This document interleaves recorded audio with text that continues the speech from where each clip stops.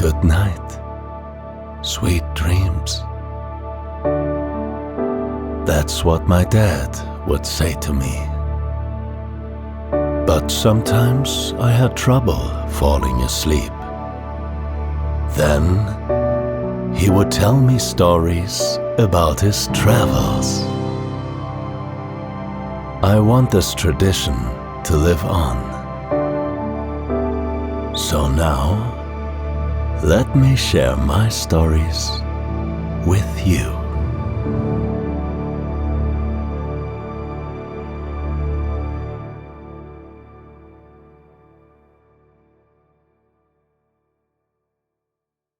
I take a sip of my strong espresso as the first rays of sunlight fall across my bare feet.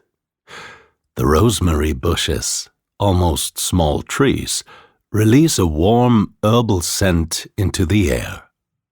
Beside them, the deep purple of the Mexican spiderwort glows even more vividly.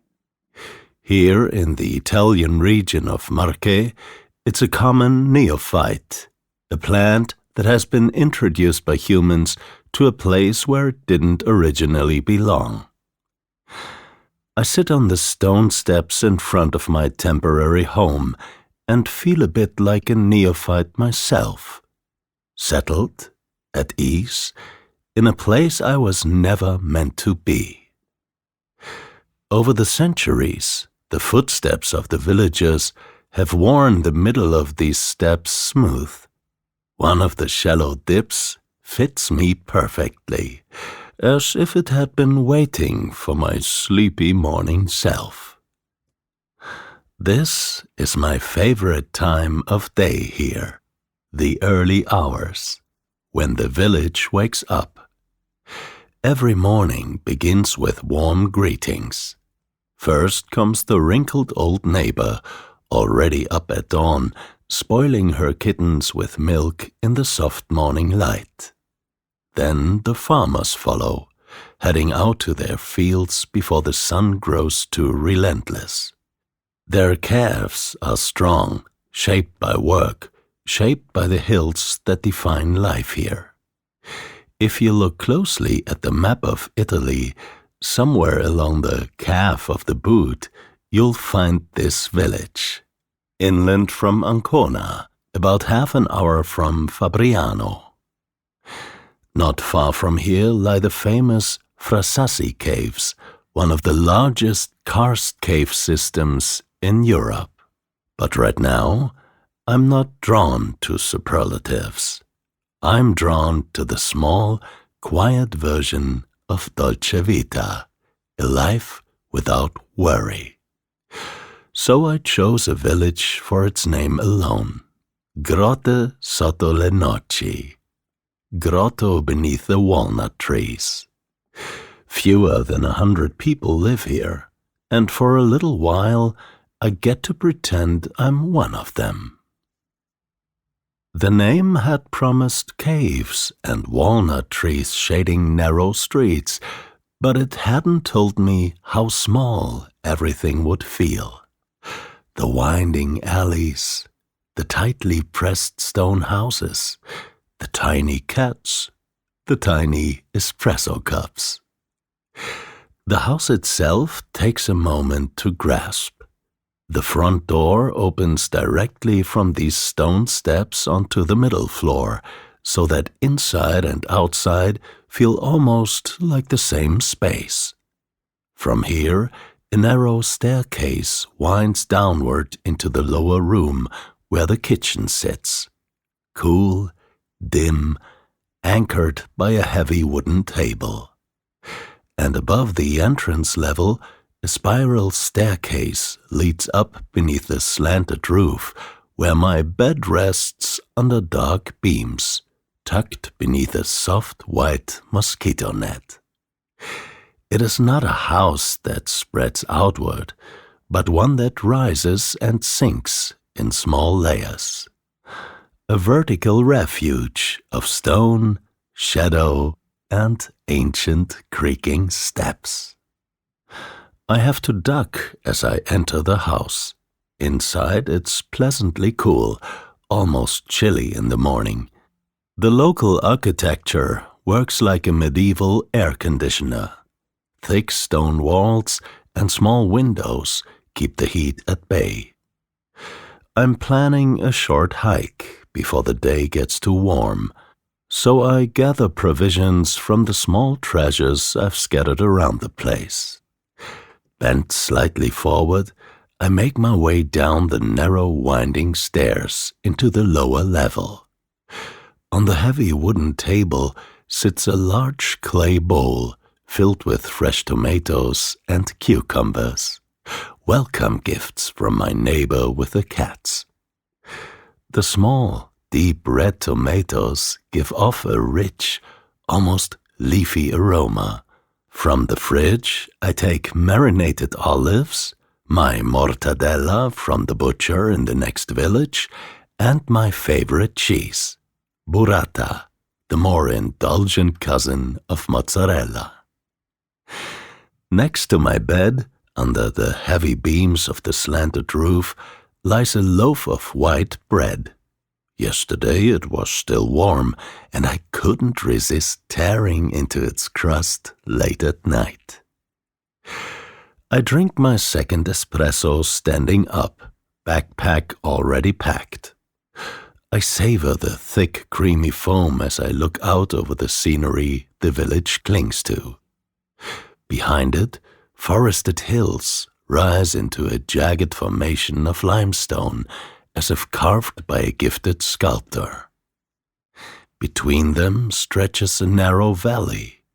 About halfway up the left ridge, the first sunlight touches a small sanctuary. The Santuario Madonna della Grotta, built into the rock around the year 1400, it's my destination today. The path leads me out of the village, past a simple white church with a pointed tower, past fig trees whose branches seem to groan under the weight of their fruit. Wasps and hornets feast on fallen figs below. I pick the ones still intact. The villagers' gardens look like market stalls. Eggplants, peppers, tomatoes in every color and size, zucchini as large as pumpkins, persimmons slowly turning orange, heavy pears, deep red apples, and figs everywhere. Between the fruits and vegetables bloom flowers in every imaginable shape and color, and herbs fill the air with scents of oregano, thyme, and rosemary. The path climbs steadily upward. Even before 10 o'clock, I begin to sweat. Thankfully, it soon turns into a shaded trail through the forest. The climb remains steep, but the pine trees smell faintly of summer and holiday, and a light breeze rustles through their canopy. Step by step I climb, my thoughts wandering just as steadily. I enjoy moving at my own pace in quiet conversation with myself. The forest path curves back to a narrow road that becomes gravel. There's no sign of any cars. To my left, the wooded hillside rises steeply. The road ends at a small parking area, and from there only a footpath continues. About 50 meters ahead, I finally see the pride of the village up close, the Santuario Madonna della Grotta. A short flight of steps leads up to it, opening onto a small terrace edged with a delicate railing. As I step closer, I understand why. It drops off steeply into the valley below. From here, the landscape transforms. The village looks even smaller, as if I could pinch it between my fingers. the rolling countryside glows in countless shades of green. And yet, as beautiful as the view is, the sanctuary itself is even more remarkable. The limestone wall it rests against is veined with fine lines, like brush strokes from a painter who loves earthy tones. Beige stone and the soft grey of the church's ancient delicate bell blend so naturally that nature and architecture seem to dissolve into one another. Even the stained glass windows echo the surroundings, mossy greens and muted reds. The place doesn't impress with grandeur, it impresses with belonging, with harmony, and that makes it all the more beautiful. I climb the steps. I am completely alone. A gentle breeze stirs the flowers planted into the stone. When I step through the colored glass doors, I almost lose my breath. I expected 3 solid walls. Instead, opposite the glass facade rises the raw wall of a karst cave. The sanctuary is built directly into the mountain, into a cave. I've never seen anything like it. Only one wall is constructed. On it hangs a simple wooden cross and a few images of saints. The rest is stone, untouched and ancient. A few wooden benches, some white plastic chairs, and a single candle still burning. Nothing suggests recent visitors. I stand there for a long time, quiet, reverent. The stillness fills me completely. It feels like this place welcomes anyone, not just those who come to pray. The silence is deep, but not empty. It feels alive. I do not leave at once. I sit for a while on the low stone wall beside the terrace, letting my eyes wander over the folds of the landscape. From up here, the valley seems to breathe in slow motion. Nothing hurries. A hawk circles so high above me that at first I mistake it for a scrap of ash floating in the sky. Somewhere below, from a farm hidden among the trees, comes the faint metallic clatter of a gate, and then the bark of a dog, so distant it sounds as if softened by sleep. The air smells of warm stone, pine resin, and dry grass. Every now and then, a breeze reaches the sledge and slips cool fingers through the heat, as if the cave behind the sanctuary were exhaling. I lean my head back against the limestone wall and close my eyes. Even through my eyelids, the light glows red and gold. It is the kind of warmth that does not press on you, but holds you. After a time, the bell above the sanctuary gives a single gentle note. I do not know whether the wind moved it or some hidden mechanism stirred it, but the sound floats out over the valley with such calm assurance that it seems less like a bell and more like the grotto giving voice. Then silence gathers again. I move forward, carrying that silence with me. By now the sun is blazing hot. I follow a small path into the forest and soon find a clearing where I string up my hammock between two tall pines. Here I unpack my provisions. The burrata melts on my tongue, blending with the sweetness of fresh figs. I savor the bread, the mortadella, the tomatoes, the olives. Time slows. I drift between thinking, dozing, dreaming, and digesting.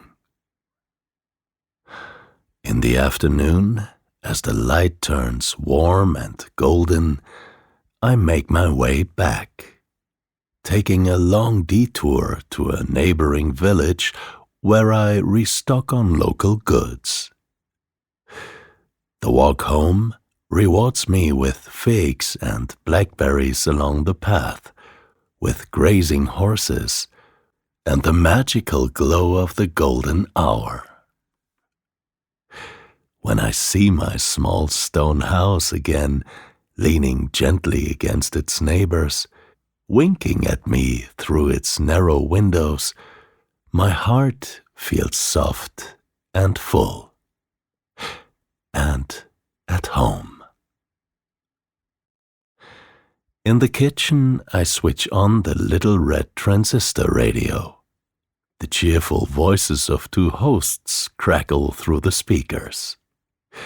I catch a few Italian words, but not enough to follow. Before I can mind, the warm, deep voice of Paolo Conte fills the room. As I chop onions, garlic, and tomatoes, I drift into memories of past trips to Italy. The music blends with the sizzling of fresh ingredients in rich olive oil from the host's own farm. I cook slowly, happily. Pasta, sauce, wine. Then I carry my plate outside, back to the stone steps. The sky wears soft pastel colors, already preparing for night. The meal tastes extraordinary, not because I've done anything special, but because everything is so fresh, so full of flavor. The tomatoes are sweet, the olive oil slightly bitter and rich, the pasta firm and perfect. The wine deep, warm, with notes of fig and spice. I take my time, every bite, every sip. From inside, the music still plays softly. My neighbor ushers her kittens out into the night, waves me a gentle buonanotte, then closes her shutters. I stay a little while longer, listening as the radio blends with the chirping of cicadas, the calls of night birds, the distant meowing of cats. My thoughts drift freely. No plans, no obligations, just fullness, contentment, a quiet kind of tiredness. Eventually, I shuffle inside, brush my teeth, switch off the radio, and climb the spiral staircase. I feel the day in my legs. Every step reminds me of the distance I've walked. I lift the mosquito net and fall into bed. It is impossibly soft, warm, and comforting, like a small tent, like the blanket forts of childhood. The window is open, night air flows in. Outside, the village is silent, but nature is wide awake. The sound of cicadas carries me towards sleep. For a moment, I feel my breathing join their rhythm, as if I belonged to this place completely. The day drifts past me once more. Figs on my tongue, sunlight on stone, the silence of the sanctuary, the gentle sway of the hammock. The warmth of the stone steps, the coolness of the cave, the slow unfolding of morning into afternoon, and afternoon into night. It all settles gently, like dust in golden light. My body grows heavier now, sinking deeper into the softness beneath me. The sounds outside, the cicadas, the distant rustle of leaves, grow softer and softer still, until they are no longer separate at all, but part of a single, quiet rhythm. Breath follows breath, unhurried, unnoticed. The village rests, the hills rest. Even the long path I walked today folds in on itself, disappearing into stillness. And here, beneath the slanted roof, inside these thick stone walls, I rest too, as if I had always belonged here, as if I had never been anywhere else. And slowly, without effort, without thought, everything softens, everything quiets, everything fades into a deep, dense